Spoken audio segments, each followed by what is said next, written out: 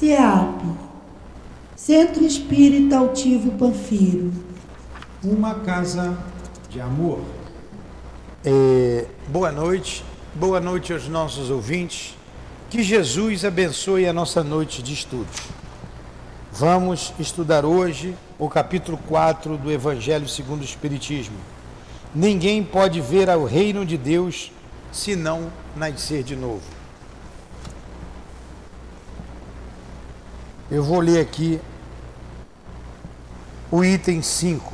É grande, nós já lemos, mas só vou ler para fazer a prece, que é muito interessante e que interpretam como a água do batismo, mas é a reencarnação. A conversa de Jesus com Nicodemos.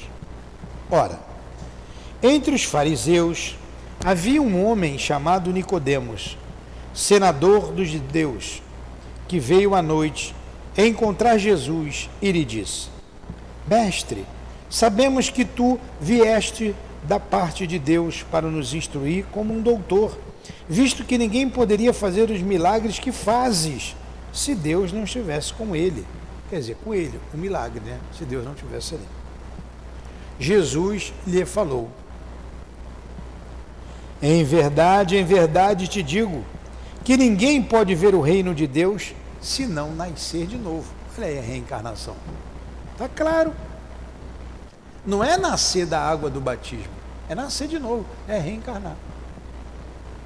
Disse-lhe Nicodemos: como pode nascer um homem que já é velho? Ele pode tornar a entrar no ventre de sua mãe para nascer uma segunda vez? Nicodemos compreendeu o que Jesus disse. Como é que eu já sou velho? Como é que eu vou entrar no ventre da minha mãe para nascer de novo? Aí Jesus responde: em verdade te digo que se um homem não nasce da água e do Espírito, ele não pode entrar no reino de Deus. Da água, do líquido amniótico que está aqui no útero materno, não é dali? Ele está mergulhado? Da água, daqui. E do Espírito, você não sabe de onde vem o Espírito. Ele está dizendo aqui, o corpo é uma coisa, o Espírito é outra coisa. O que nasceu da carne, é o corpo. O que é corpo, é corpo. O que nasceu do Espírito é Espírito. Não te admires de que eu tenha dito que é preciso que nasça de novo. O Espírito sopra onde quer e ouves a sua voz, mas tu não sabes de onde ele vem, nem para onde ele vai. O mesmo ocorre com todo homem que é nascido do Espírito. A gente não sabe quem do nosso passado, sabe? Lembra? Não sabe. Ele não sabe para onde vai, não sabe como é que vai ser a nossa vida depois, depende do que nós estamos fazendo aqui. Nicodemos lhes perguntou: como isso pode acontecer? E Nicodemos entendeu que ele está falando da reencarnação. Como é que pode isso acontecer, Senhor? Aí Jesus responde: és mestre em Israel e ignoras essas coisas?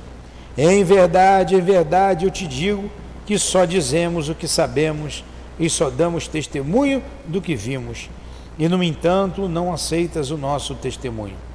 Mas se tu não crês quando te falo das coisas da terra, como acreditarás quando eu te falar das coisas do céu?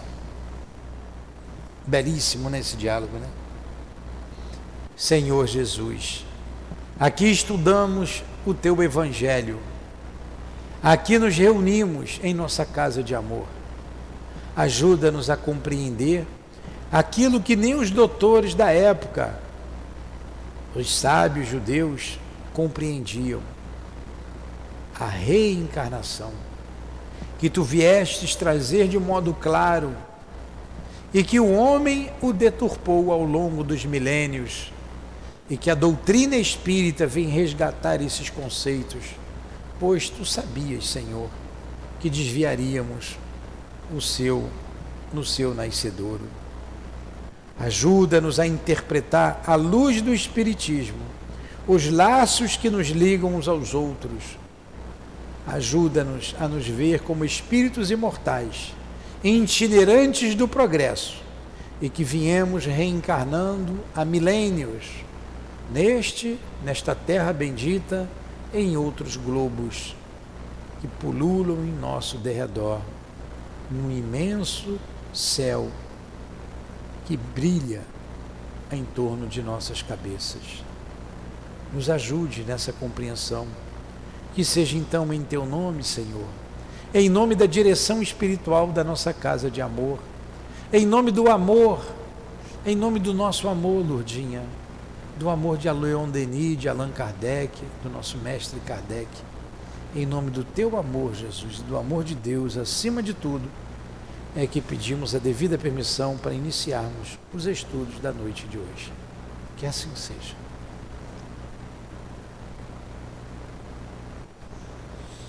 Muito bem.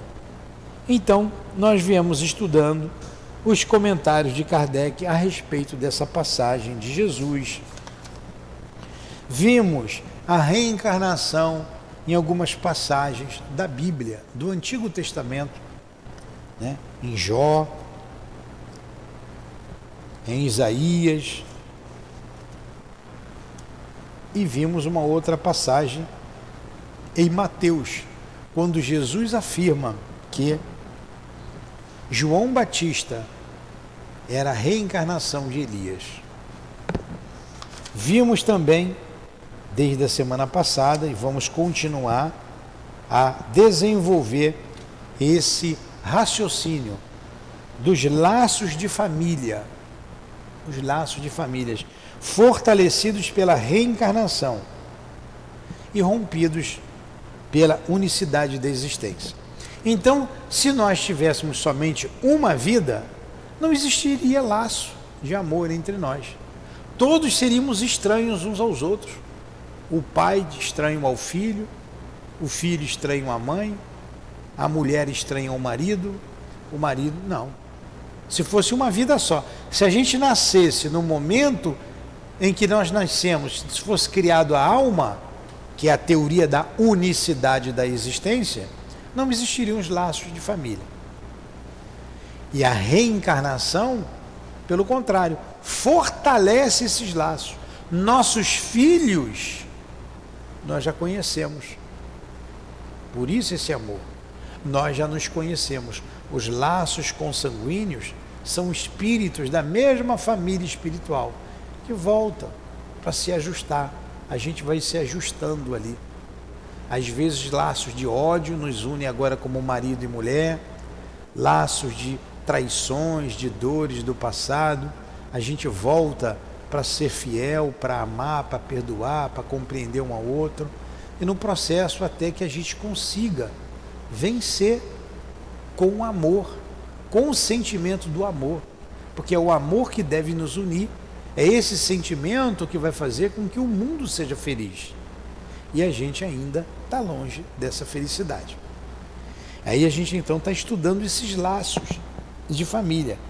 Falamos aqui com a dona Ivone que inimigos reencarnam numa mesma família. Inimigos. Para aprender a se perdoar e se amar. Item, qual é o item que nós estamos? 21? Aí ele diz aqui: vejamos agora as consequências da doutrina anti-reencarnacionista. Nós vimos nos itens anteriores a teoria reencarnacionista, fortalecendo os laços de amor entre nós. Essa doutrina, a doutrina de uma só vida, anula necessariamente a pré-existência da alma. Claro que ela diz que a alma é criada no momento que você nasce. E as almas sendo criadas no mesmo tempo que o corpo, não existe entre elas nenhum laço anterior. Se a alma é criada no momento do nascimento, no momento da concepção, não tem ligação entre aquele espírito que está nascendo e a mãe. A ligação vai começar ali. Nem entre ela nem o pai. Nem entre ele nem os irmãos que já nasceram.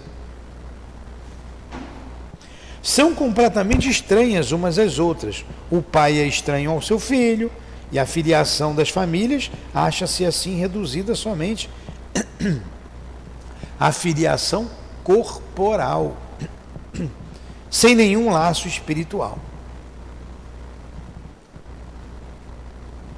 Não há, pois, nenhum motivo para se glorificar de haver tido por antepassados, esses ou aqueles personagens ilustres. Com a reencarnação, antepassados e descendentes podem ter se conhecido, vivido juntos, terem se amado e se reunirem mais tarde, a fim de estreitarem seus laços de simpatia. Isso em relação ao passado. Quanto ao futuro, segundo um dos dogmas fundamentais que decorrem da não reencarnação, o destino das almas está irrevogavelmente fixado após uma única existência. A fixação definitiva do destino traz, como consequência, a interrupção de todo o progresso, visto que, se há qualquer progresso, não há mais destino definido nem fixado. Então, ele falou aqui com relação ao passado. Quando a gente volta, não tem nenhuma relação daquele espírito com os seus pais ou os seus irmãos. E com relação ao futuro, se não tem a reencarnação, também o destino está selado. Por quê? Com essas teorias, quando a alma morre, quando o homem morre, ou ele vai para o céu, ou ele vai para o inferno. Então, se eu fui para o inferno, a minha mãe não tem como me tirar de lá. E se a minha mulher foi para o céu, não tem como eu ir para lá. Ou eu estou no céu, ou estou no inferno. Aí a gente pergunta, como fica o amor de mãe vendo um filho no fogo do inferno condenado para sempre? A gente vê mães de criminosos visitando-os na cadeia. É meu filho querido. Será que Deus tem menos amor do que uma mãe que é imperfeita? Então, essa teoria aí da unicidade da resistência, você vai para um lugar que teu filho pode não ir. Já com a teoria da reencarnação, esses laços são anteriores, eles prosseguem no futuro. Entendeu? Ah, dizem assim, você esquece. Como que você esquece? A minha esposa morreu, eu lembro dela. Eu não lembro todo dia, eu lembro toda hora, o tempo todo. Como que eu vou esquecer alguém que eu amo? Será que ela me esqueceu? Não é justo. Não é justo. O amor de um filho, o amor de uma avó, de uma mãe, de um pai. Aí ele continua aqui, para vocês, a fé tem que ser raciocinada. Tem que ser raciocinada. Conforme tenham vivido bem ou mal, as almas vão de imediato para a morada dos bem-aventurados, que é o céu, ou para o inferno eterno. Assim elas são imediatamente separadas, para sempre, sem esperança de algum dia se reencontrarem. De tal maneira que pais, mães, filhos, maridos e esposas, irmãos e irmãs, amigos, jamais estão certos de voltar a se rever. É o rompimento absoluto dos laços de família. É ou não é? Acabou tudo. Ou tu vai para o céu ou vai para o inferno. É melhor ir todo mundo para o inferno de uma vez, só se a gente se vê, né? Do jeito que a coisa está aí, não dá para ir para o céu. O céu está difícil, né? Então, se a gente for para o inferno, a gente vai encontrar muita gente boa lá, né? Por lá. Então, é uma ideia fora de propósito. E outra coisa, Jesus mandou perdoar, não 7 vezes, mas 70 vezes 7. Perdoar sempre. Jesus falou do amor, do perdão. Então, Deus não perdoa? Jesus manda a gente perdoar, mas Deus não perdoa? E o que é uma falta, por mais grave que seja, uma existência de falta diante da eternidade? O que são 100 anos diante da eternidade? E outra coisa, se eu for para o inferno, é porque eu falhei. E se eu falhei, quem me criou foi Deus. Então a falha vem de Deus. Logo, Deus não é perfeito. Ele me criou imperfeito e me mandou para o inferno. E mais, ele é sádico. Ele me criou só para me ver me contorcendo lá nos mármores do inferno. Está entendendo? Ao passo que você pensar, entender que Deus te criou perfectível, não te criou perfeito, perfectível, para você chegar à perfeição, através dos seus esforços. Você pode cair, mas você pode se levantar e continuar. Então essa ideia de inferno é estapafúrdia e rompe os laços de família. Essa ideia de inferno e de céu também, pô. E outra coisa, do jeito que a igreja fala, o céu deve ser um tédio, né? Ficar tocando harpa para Deus o tempo inteiro, pela eternidade. Eu que não sei nem tocar harpa, mal sei batucar, o que eu vou fazer lá? Estudem, leiam o livro O Céu e o Inferno, que vai mostrar muito bem como foi inventado o céu e o inferno, como foi criado a história do demônio e do anjo. Isso foi criado pelo homem, não por Deus. Mas isso é uma outra conversa. Vamos continuar. Com a reencarnação, olha a reencarnação na base de tudo. Com a reencarnação e o progresso, que é uma consequência dela, todos aqueles que se amaram se reencontrarão sobre a terra e no espaço. Caminham juntos para chegar até Deus. Se falharem no caminho, retardarão seu adiantamento e sua felicidade, mas suas esperanças não estão totalmente perdidas. Ajudados, encorajados e sustentados por aqueles que os amam, um dia sairão do lamaçal em que se atolaram. Enfim, com a reencarnação, existe uma perpétua solidariedade entre encarnados e desencarnados. Daí o estreitamento dos laços de afeição. Então, se a Lurdinha está no inferno, eu quero ir para o inferno. Eu quero estar do lado dela. Eu prefiro o inferno. Se o teu amor, o teu irmão, o teu filho está no inferno, você quer ir para o céu? Você vai largar ele lá no inferno? Então eu sou melhor do que Deus, hein? Eu tenho mais amor do que Deus. Deus é cruel. Separar para sempre? Então, Senhor, me joga no fogo do inferno, porque eu quero estar com quem eu amo. Já que eu vou ficar lá eternamente, e já que tem falha na criação, quem sabe eu não consigo sair de lá, né? Não dou um jeitinho, não engano o diabo e dou uma saída. Quem sabe? Porque Deus já foi imperfeito, me criando para ir para o inferno. Ele já foi sádico. De repente, tem uma brecha lá que dá para eu dar uma escapulida, né? Me finjo de morto. Finge de morto não dá, porque já está morto mesmo, né? Dá uma fugida de lá. Então eu prefiro ir para lá, ficar com ela lá. Estão entendendo essa ideia? Então vamos lá. Em resumo, depois eu vou te dar um livro, dá um livro para ele daquele lá, pode pegar um evangelho, que é a mesma tradução, aquela tradução é diferente. Não é diferente um pouquinho? A tradução? Pode dar um livro para ele novo lá. Em resumo, 4 alternativas se apresentam ao homem para o seu futuro além túmulo. Primeira, o nada, segundo a doutrina materialista. Então, os materialistas dizem assim, morreu, acabou, não existe mais nada, virou pó. Isso é terrível. Isso é terrível. Isso estimula o suicídio.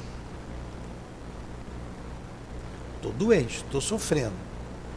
Eu vou morrer, eu vou acabar com tudo. Estimula o roubo, ao egoísmo. Que se dane o outro, a vida vai acabar agora, eu vou cuidar de mim. Ah, tu está chorando porque eu tirei o teu? Que chore. Como dizem aí, melhor chorar a sua mãe do que a minha. Vou pegar o meu, primeiro o meu, depois o meu de novo. Em terceiro lugar, o meu novamente. Não é assim o materialista? Esses homens públicos aí que roubam bilhões e bilhões, desviam fortunas, só pensam neles, estão pensando na vida futura, na vida espiritual ou somente nessa vida? E eu não sei o que fazer com tanto dinheiro, porque não vai dar tempo. Tem uns velhos gagá aí roubando, querendo desviar. Não vai dar tempo. Vai morrer daqui a pouco. Vai fazer o quê com essa fortuna toda? Já que para ele é só para essa vida. São psicopatas. Pessoas doentes. Então, a teoria do materialista não consola. Se uma mãe chega chorando pela morte do filho, eu vou dizer para ela: acabou, sinto muito, acabou, se console.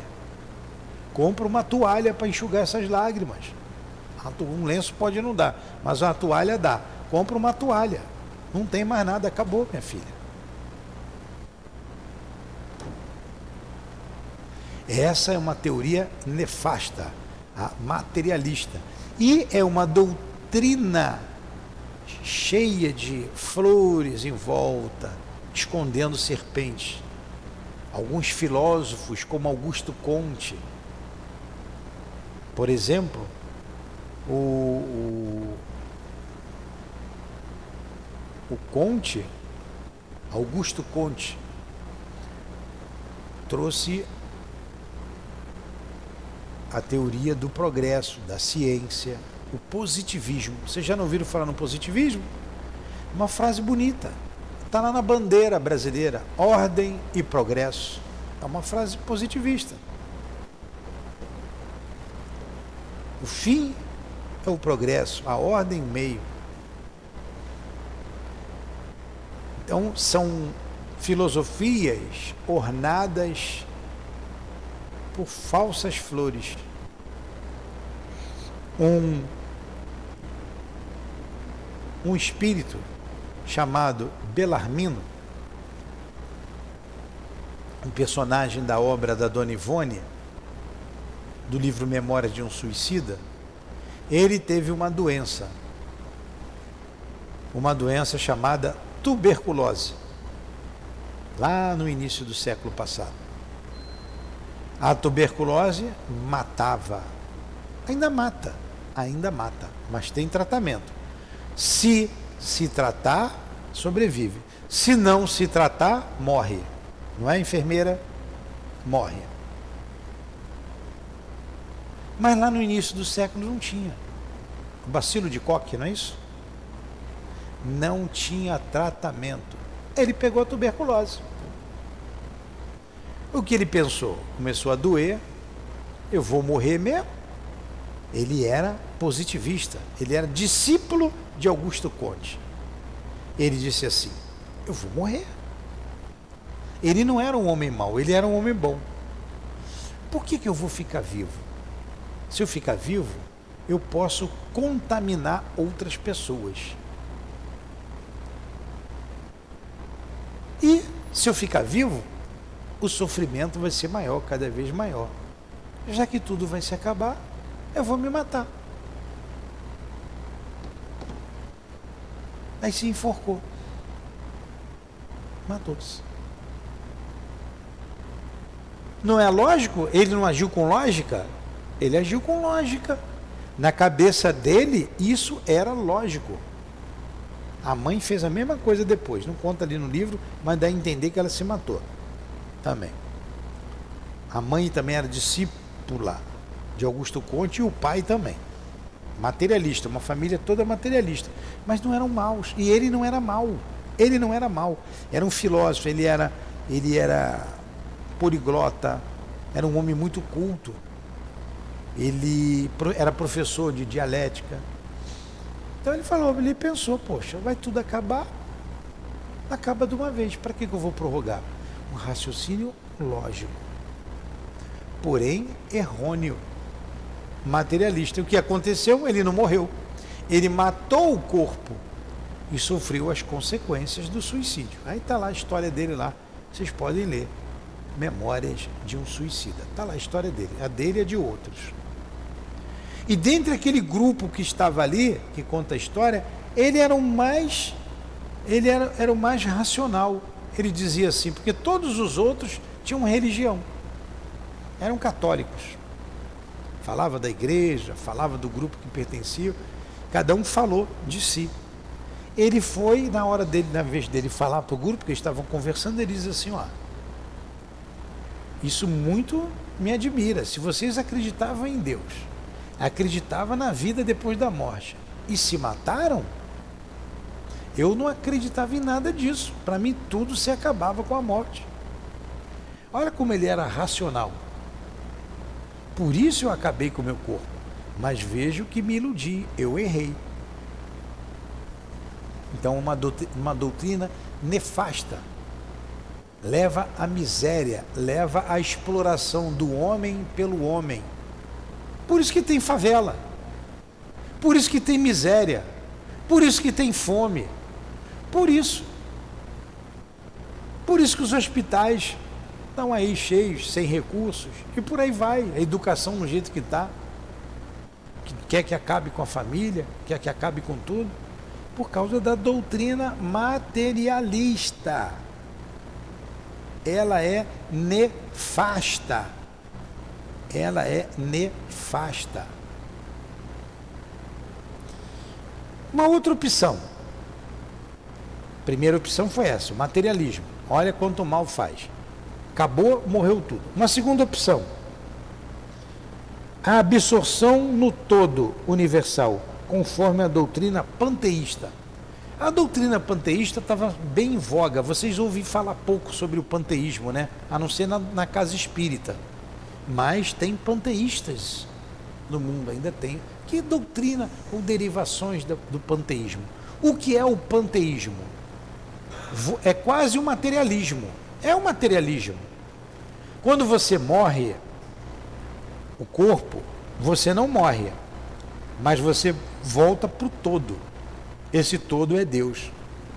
Lá você é absorvido. Você perde a sua individualidade. É como a água da chuva, por exemplo, que cai no oceano. Quando a água cai no oceano, ela vira oceano. Você não acha mais a gota de chuva, acha? O rio que corre para o oceano absorve. Virou oceano, ele não é mais o rio, não é? A doutrina panteísta é isso, você volta ao todo, você não é mais você faz parte do todo. Então é uma doutrina materialista. Doutrina materialista. Ela é destituída de lógica porque o todo é Deus. Deus seria muito inteligente, que seria a união de todas as inteligências do mundo. Mas Deus também seria imperfeito, porque nós somos imperfeitos. Ele seria muito imperfeito, não é? Nós somos imperfeitos. Imagine todas as imperfeições. Deus seria instável, porque nós somos instáveis. A gente deve, com o progresso, objetivar a estabilidade emocional. Mas como a maioria de nós, né, somos instáveis, Deus seria muito instável. E por aí vai. Por isso ele é destituída de lógica. Uma terceira opção, depois da nossa morte aqui. Ou acaba tudo, ou volta ao todo, que também é a mesma coisa que acaba tudo, não tem individualidade, ou a individualidade da alma com fixação definitiva do destino, conformidade com a doutrina da igreja. A terceira opção, você morre e vai para o inferno ou para o céu. Você mantém a individualidade, mas vai ficar lá. Mas nós já falamos que essa teoria é destituída de lógica, de razão e da bondade, do amor de Deus. Certo? Então, morre, acaba tudo, morre, volta ao todo, que é a mesma coisa que acabar, morre, vai para o inferno, vai para o céu, e uma quarta opção. A gente vai parar aqui já já. A individualidade da alma com progresso infinito, segundo a doutrina espírita. A quarta opção é, você mantém vivo, depois da morte do corpo físico, mantém a sua individualidade e você vai progredir, continuar progredindo. O teu caminho é Deus. Para isso você vai reencarnar depois. Qual é a mais lógica, a mais justa de todas? Não é a quarta opção? É a mais justa, é mais de acordo com a bondade e o amor de Deus. A gente morre, continua vivo e vai estudar, vai trabalhar, continua o progresso. Aí uma hora tem que voltar para o corpo, para continuar o progresso, para reparar alguma coisa, a gente volta para o corpo. Todo dia nasce uma porção de criança, está chegando um monte de espírito. Todo dia sai uma porção do corpo. O teu dia vai chegar, o teu também. Você está com um novinho na barriga aí, né? Vai ganhar um corpo zeradinho. Zerado. Eu já estou com 60, vou fazer 64. Ele está zeradinho. Ó. Eu já andei um pouquinho, né? Você está já com 70 aí? Aí a gente vai aqui terminando esse parágrafo aqui e também o nosso estudo. De acordo com as duas primeiras alternativas, os laços de família são rompidos, né? Quais são as duas primeiras? O panteísmo e o materialismo. Então, de acordo com as duas primeiras alternativas, os laços de família são rompidos após a morte. E não há nenhuma esperança de um reencontro entre os seus membros. Com a terceira opção, a questão do céu e do inferno, há a possibilidade de se reencontrarem, desde que vão para o mesmo lugar. Ou os dois vão para o inferno, ou os dois vão para o céu. Eu prefiro ir para o inferno, se a Lourdinha estiver no inferno. Que tanto pode ser o inferno como o paraíso. Com a pluralidade das existências, que é a última opção, a questão da reencarnação, está vendo como a fé tem que ser raciocinada? A gente tem que pensar, não é porque o pastor falou, é isso, o padre falou, o palestrante falou. Não, a gente tem que pensar, tem que raciocinar. Pô, esse negócio de céu e de inferno não é lógico, pô. Tem alguma coisa errada nisso aí. Deus não é tão perfeito assim. Quem dormir vai para o inferno, viu? Está acabando. Com a pluralidade das existências, que é inseparável do progresso contínuo, existe a certeza de que continuam as relações entre aqueles que se amaram. E é isso que constitui a verdadeira família. A verdadeira família está nos laços espirituais. Espíritos afins que voltam, que retornam, que se unem. Às vezes para continuar se amando, algumas vezes para reparar, algumas vezes por ódio para aprender a amar, reparar para aprender a amar. Quando a gente aprende, a gente tem uma vida feliz. Quando a gente não aprende, a gente tem um casamento complicado. Tem um filho complicado. Tem um pai complicado, uma mãe complicada. Muitos desses espíritos que estão aí na nossa obra social não tiveram ainda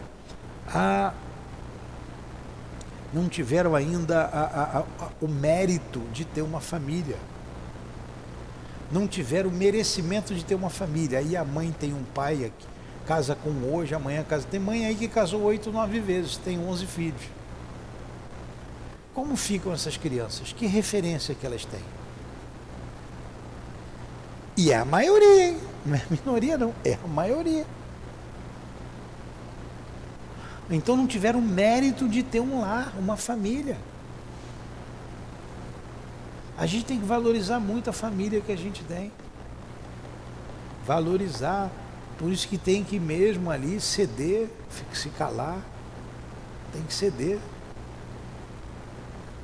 Aí no mundo espiritual a gente faz um balanço, depois retorna. Todos nós pertencemos a uma família espiritual. Nós temos um grupo conosco. Entenderam isso? Perguntas? Quer que eu comece tudo de novo? Aí vocês preferem o inferno, né? Então vamos fazer a nossa prece. Semana que vem a gente continua com os limites da encarnação. Seria muito bom se aquele rapaz tivesse vindo. Agora, a opção é você dar a ele, está tudo aqui no celular. Ele vai te dar o site, dá para ele o site, bota aqui, ele pode ouvir, está gravado aqui.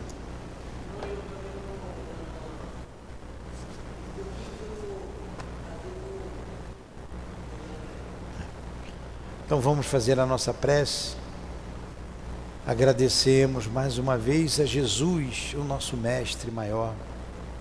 Querido irmão, luz da terra, luz de nossas vidas. Muito obrigado, Senhor.